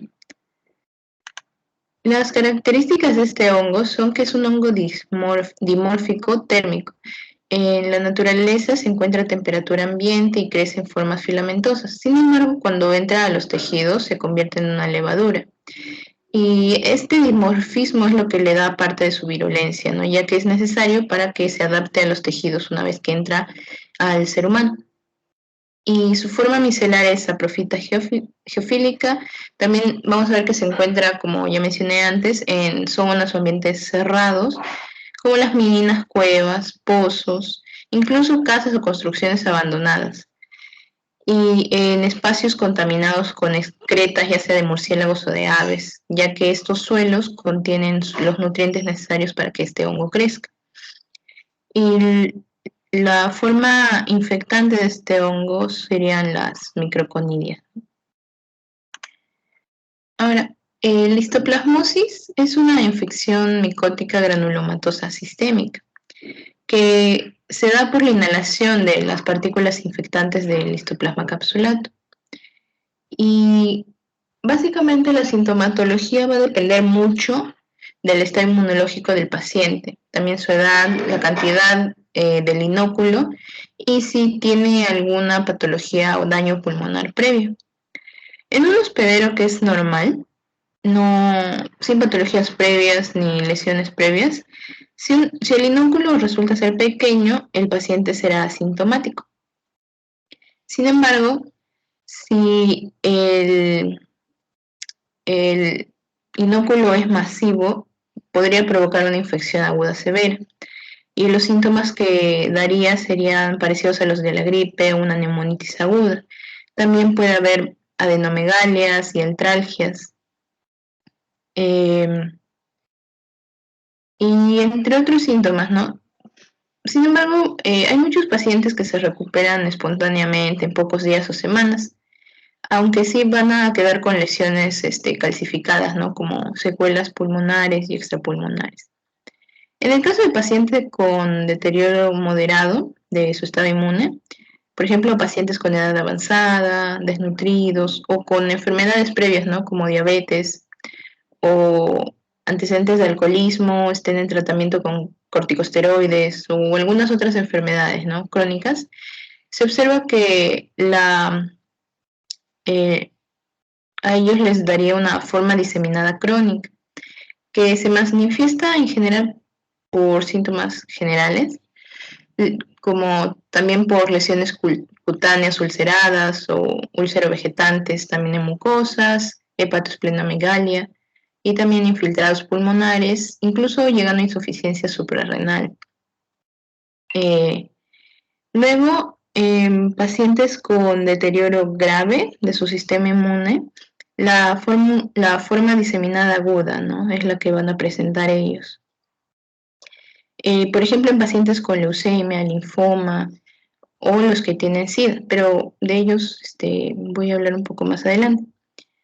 En general, en estos pacientes inmunocomprometidos van a predominar manifestaciones generales como fiebre, pérdida de peso, síntomas digestivos, respiratorios, neurológicos, óseos. También van a tener lesiones cutáneas y mucosas. Al igual que el anterior, también van a tener hepatoesplenomegalias y algunas adenomegalias. Y en estos casos, algunos van a presentar un progreso rápido de la enfermedad que va de horas hasta días. Y ahora, en pacientes que tienen VIH, que están en la fase SIDA, son mucho más propensos a desarrollar formas diseminadas agudas. Y en ellos lo que vamos a encontrar es fiebre, pérdida de peso, síntomas constitucionales, pancitopenia, compromiso suprarrenal, lesiones en piel y mucosas, y puede comprometer el sistema nervioso central entre un 10 a 25% de los pacientes. En caso de que estos pacientes no reciban tratamiento, la enfermedad resulta fatal en días o semanas. Sin embargo, si reciben terapia antimicótica oportuna, la posibilidad de muerte disminuye, ¿no? Por un debajo de 25%. Para el diagnóstico vamos a tener que identificar al Histoplasma capsulatum, y para eso se realiza por métodos microbiológicos convencionales, ¿no? Como el cultivo, o también se usan coloraciones especiales, y también hay métodos inmunológicos para detectar la presencia de anticuerpos o antígenos específicos. Entre los métodos microbiológicos o directos, vamos a ver que hay exámenes en fresco y coloraciones especiales, también los cultivos. Y los métodos indirectos o técnicas inmunológicas encontramos la fijación de complemento e inmunodifusión en gel agar. También hay el ELISA, directa e indirecta, para detectar anticuerpos y la detección de antígenos. En cuanto a los exámenes en fresco y coloraciones especiales, vamos a, en una muestra, se coloca al microscopio de forma directa con o sin KOH, y en este caso no es muy recomendada, ya que como el microorganismo es intracelular y de tamaño muy pequeño, no se logran observar muy bien a examen directo, así que se usan coloraciones especiales, ¿no? Como Wright, Hemsia, PAS o plata metenamina o Grucot, ¿no? Las muestras que se usan son respiratorias, ya sea esputo o lavados bronquiolares. También se usa biopsias de tejido y raspados en las lesiones de la piel o extendidos de médula ósea. En este caso sí podemos visualizar las levaduras intracelulares que se van a localizar en los macrófagos y otras células fagocitarias. Entre otras técnicas que hay es cultivo y microscopía. El cultivo se usa para el aislamiento, ¿no? Del Histoplasma capsulatum, y se usa agar infusión cerebro-corazón, más antibióticos y ciclohexamida, y el agar saborodextrosa, también con cicloheximida y cloranfenicol, ¿no? Estos se usan para inhibir el crecimiento de otros hongos contaminantes, ¿no? Y también para inhibir el crecimiento de bacterias. A temperatura ambiente van a crecer de manera lenta y como vemos en la imagen su aspecto va a ser algodonoso, medio blanco, beige. Y algunas pueden ser granulares o pulverulentas.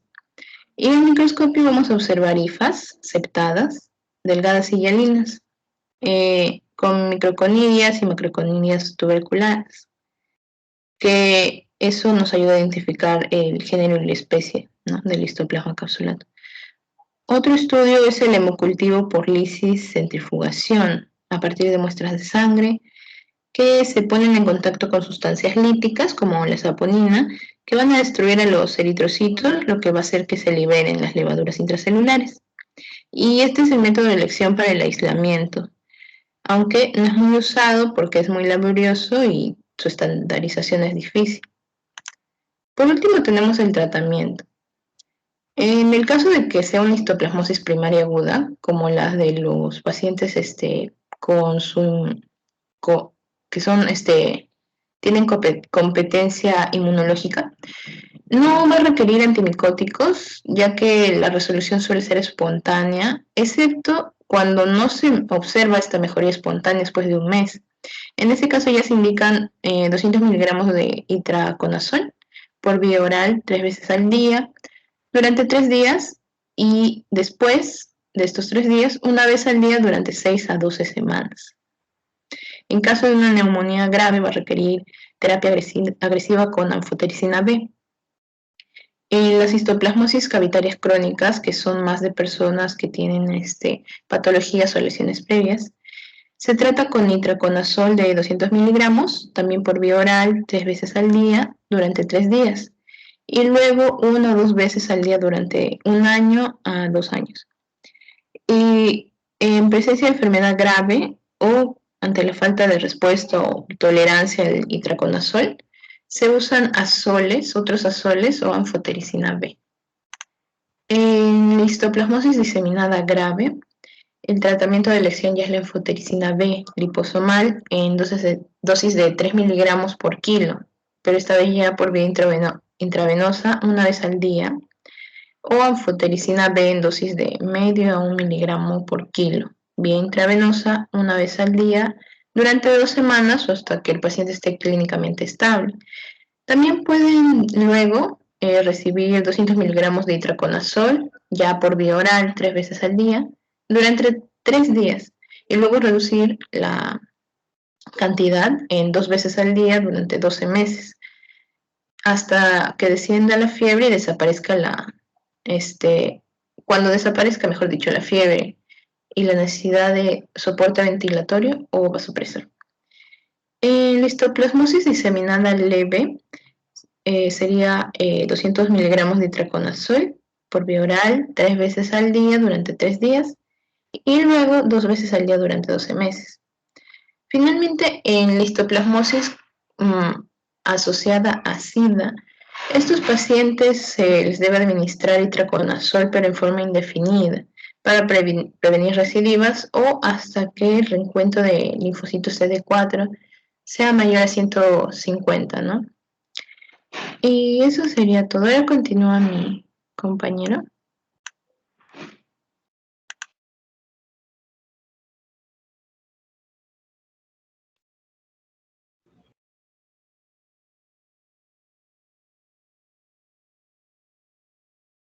Bien.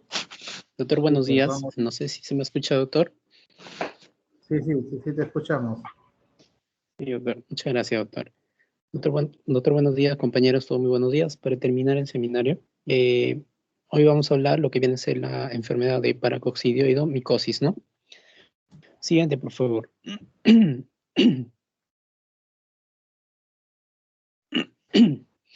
Bueno, empecemos hablando acerca de la definición de paracoccidioidomicosis, ¿no? Perdón, doctor. Bueno, es una enfermedad micótica que genera una infección sistémica, ¿no? Donde el agente causal es el hongo Paracoccidioides versilensis. En este caso, el órgano primario afectado por esta micosis es el pulmón, ¿no? De esta lesión, de esta afección pulmonar, va a pasar a otros órganos, a otra parte del cuerpo por diseminación, ¿no? Ya sea las mucosas, los nódulos linfáticos, la piel o en este caso también podría llegar a las glándulas suprarrenales. Los otros nombres con los cuales se conoce a la paracoccidio de micosis son lo que viene a ser blastomicosis sudamericana, la blastomicosis latinoamericana, la enfermedad de Lutz-Splender-Almeida, o también el más conocido como granuloma paracoccidioides, ¿no? En la siguiente vamos a ver un poco de la epidemiología. Siguiente, por favor.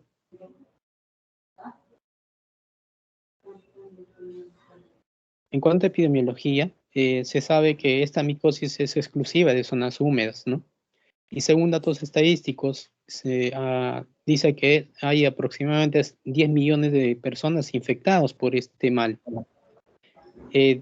Además, se sabe que el país sudamericano con mayor incidencia de esta micosis es Brasil, ¿no? Llegando a un 80%. Ahorita estoy ocupado. La mayor concentración está generalmente en los bosques húmedos, ¿no? Pero también es posible encontrar en praderas, en las regiones costeras, desérticas como Lima, ¿no? Y bosques tropicales. Siguiente, por favor. Además, recordemos que tiene una incidencia mayor en adultos de 30 a 60 años. Esa es la edad promedio, ¿no? Y también se puede encontrar en niños y adolescentes en menos del 15%. Y la relación de infección en sexo, de acuerdo al sexo, varón a mujer, es de 87 por cada varón y 13 por cada mujer, ¿no? En esta infección cobra muy importante la ocupación que tiene el paciente, ¿no? Y generalmente está relacionado a los pacientes campesinos que trabajan o cultivan, en este caso en la selva, ¿no? Lo que son zonas bastante húmedas por el cultivo de café, algodón o caña de azúcar, ¿no? Siguiente, por favor. En la siguiente vamos a ver lo que viene a ser la paracoccidioides brasilensis. Este hongo es un hongo dimórfico, ya que no tiene la fase sexual, ¿no? Tiene dos fases. La primera es la fase saprobiota, ¿no? Esta fase saprobiota crece a temperatura del ambiente, ¿no?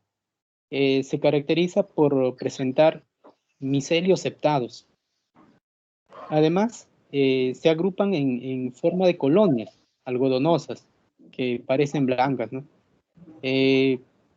Poseen, en este caso, las clamidiosporas, razón por la cual no tienen reproducción sexual, ¿no? Aparte, poseen también un glucoproteína, 1,3 beta glucanos, en su pared celular, ¿no? Siguiente diapositiva, por favor. En la siguiente vamos a ver la fase parasitaria. Es la fase en la cual ingresa al organismo del paciente, ¿no? Estos generalmente se crecen a una temperatura de 37 grados Celsius.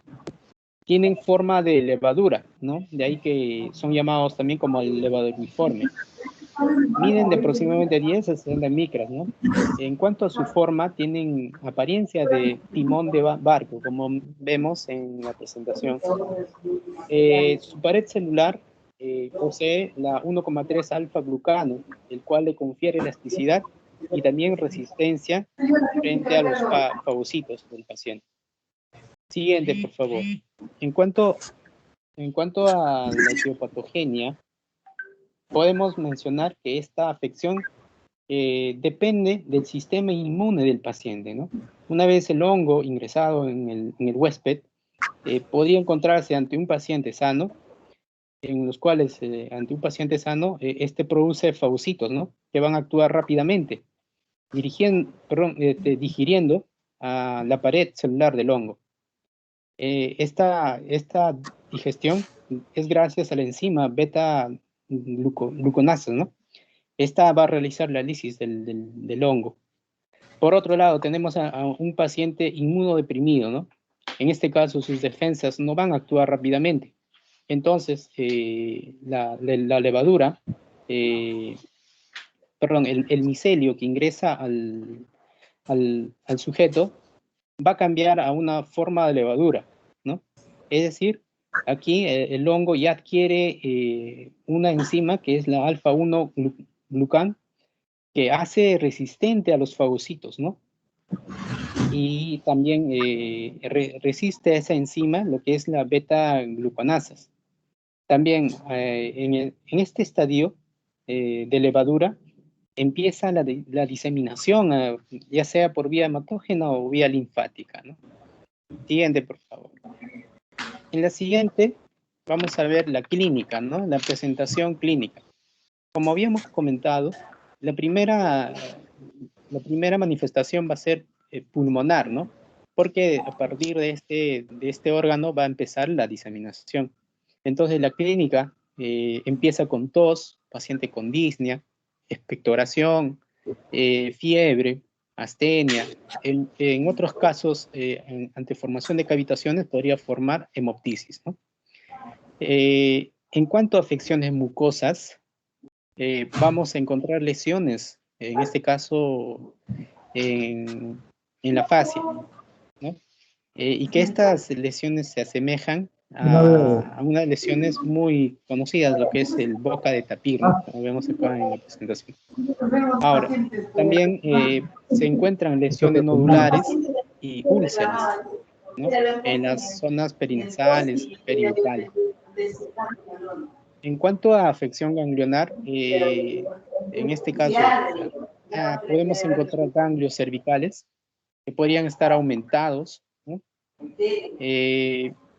Que pueden estar aumentados de tamaño, pero estos ganglios son dolorosos, ¿no? Otro signo en la región cervical es el cuello de búfalo, ¿no?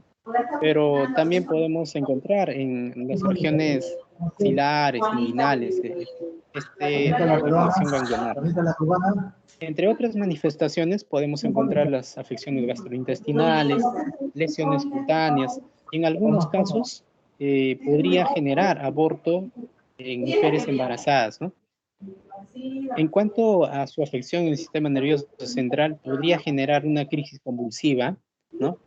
Por meningoencefalitis, por meningitis, o en otros casos podría estar dado por hipertensión endocraniana, ¿no? O también por hidrocefalia.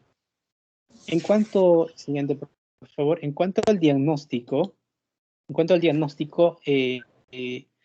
ante una sospecha de paracocidioides sería bueno solicitar la muestra, ¿no? De esputo, la muestra de lavado bronquialveolar, hacer una biopsia de las lesiones ulcerosas que se están viendo en la piel, ¿no?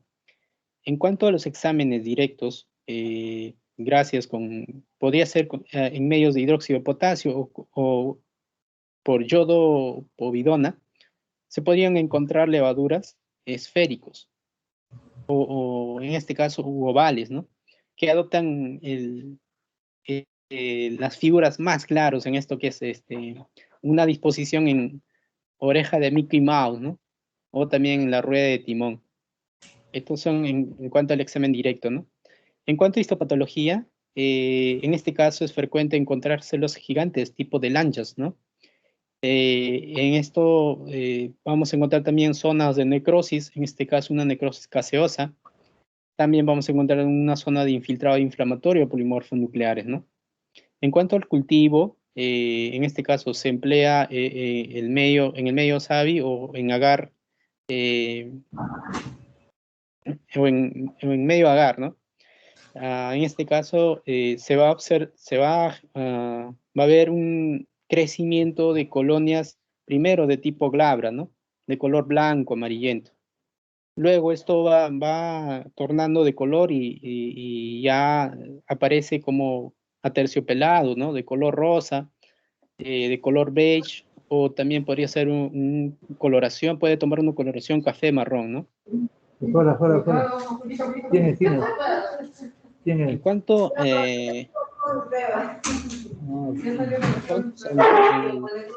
podemos hablar en cuanto al examen radiológico, ¿no?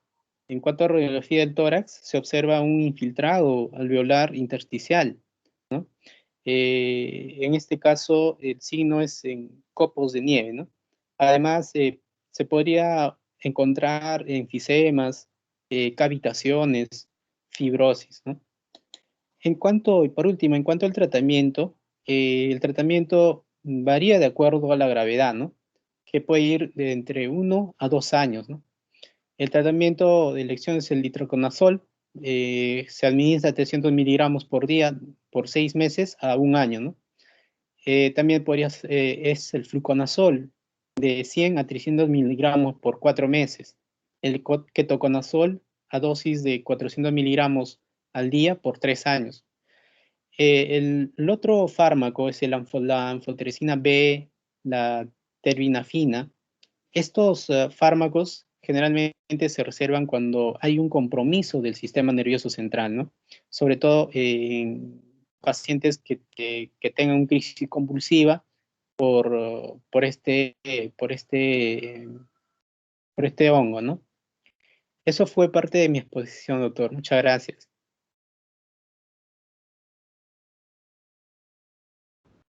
Muy bien, está claro, está.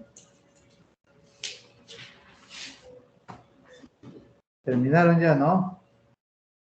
Valentina, terminaron, ¿no? Sí, doctor. Florentina. Ya. Un ratito, no cuelguen, ahorita voy a conversar de la micosis, ¿ya?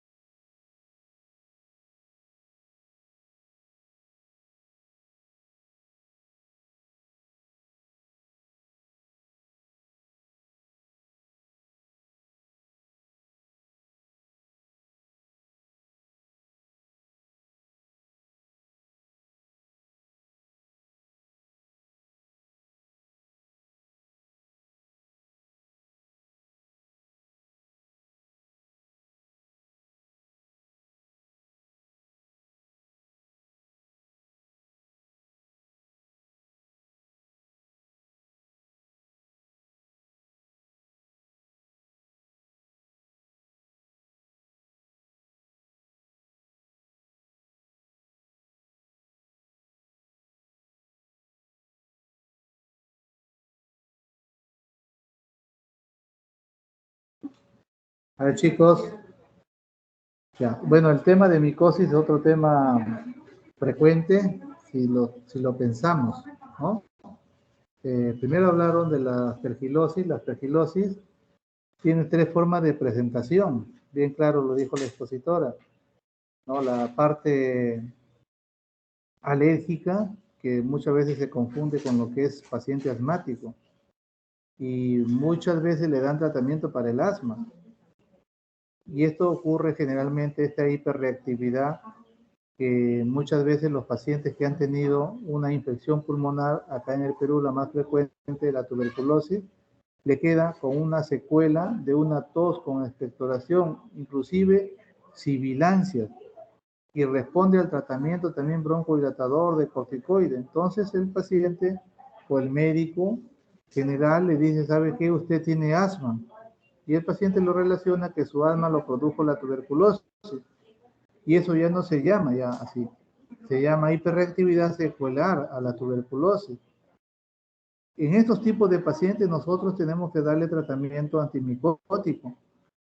Generalmente damos el itraconazol en vía oral, una tableta de 100 miligramos cada 8 horas. Y eso elimina, como si eliminara el aspergilio, y el paciente, su cuadro clínico mejora considerablemente. El otro caso es la fase tumoral, que hablamos del aspergiloma.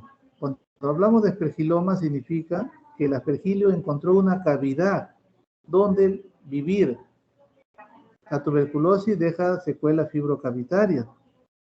Entonces ingresa ahí y comienza a multiplicarse y forma una bola fúngica. Esta bola fúngica va a crecer, pero no lo llega a ocupar totalmente la cavidad. Siempre en la parte superior va a quedar en la radiografía una radiolucidez que lo va a dejar como respirar. Y eso se llama el signo de Monod. Este paciente, tarde o temprano, tiene que ser intervenido quirúrgicamente. Porque la embolización no da resultados en una micosis, en este caso en un aspergiloma, no da resultado. La cirugía tiene que ser el tratamiento de elección. Y la otra, cuando hablamos ya de la aspergilosis invasiva, lógicamente, muy pocos se han salvado de eso, es muy mortal. Hemos tenido pacientes ahí que lamentablemente se dio anfotericina, se dio otros antimicóticos, pero falleció el paciente. ¿Ya? Con respecto a lo que habló de la histoplasmosis, hay que tener cuidado, eso es frecuente en los excrementos de las aves o murciélagos, como bien lo explicaron, ¿no? Donde existe una cueva y un sitio tropical, ahí van a estar esos murciélagos, como su medio de hábitat, como si fuera su casa de ellos. Y no son uno o dos, son miles. Y el excremento cae y es bastante frecuente, que ahora ha disminuido considerablemente,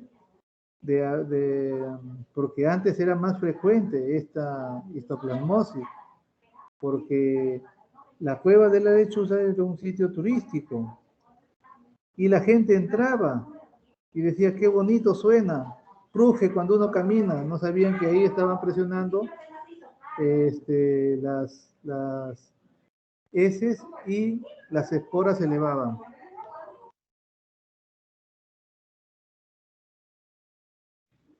Entonces se elevaba y lo respiraban. Y muchos casos de histoplasmosis hemos tenido, ¿no? Ahora, si ustedes, no sé si alguien ha ido, ya no pueden ingresar. Hay un cerco en la cueva de la lechuza.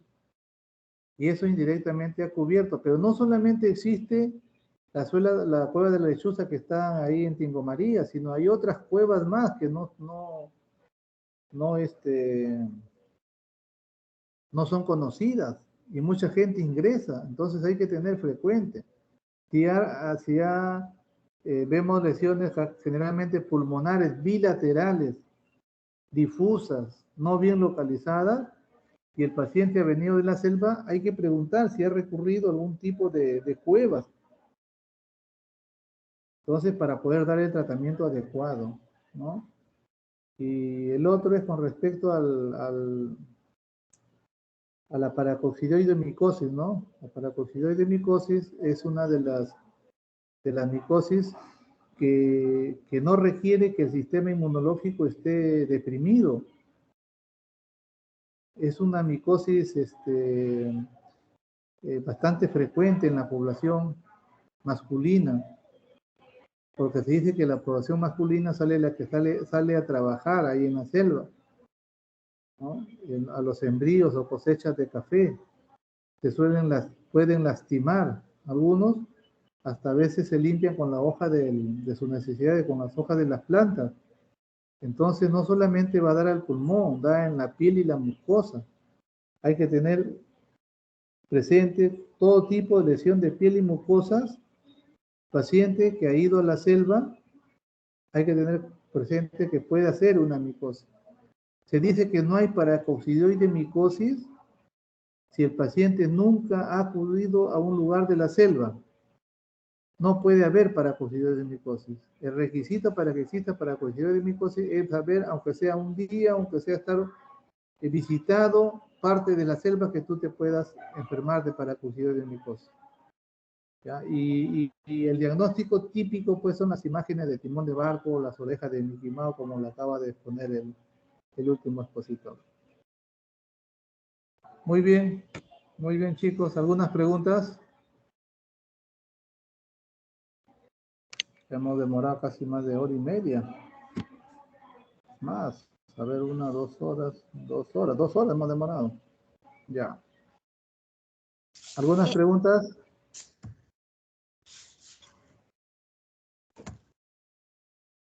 Bueno, van a continuar Doctor, entonces. sí, voy a pedir a mis compañeros que por favor prendan sus cámaras para la asistencia. A ver, prendan sus... Yo también, ¿no? Sí, por favor, doctor. Ya estamos. Un momento, por favor.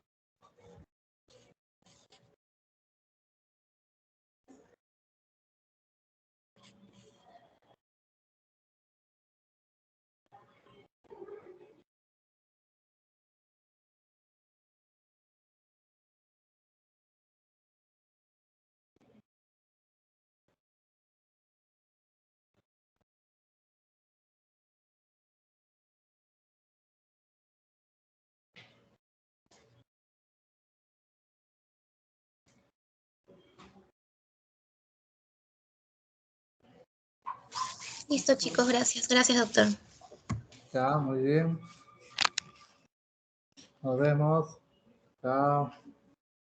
Hasta luego, doctor. Doctor, Muchas gracias. doctor, disculpe, la práctica... Ay, se fue, creo. Gracias, gracias.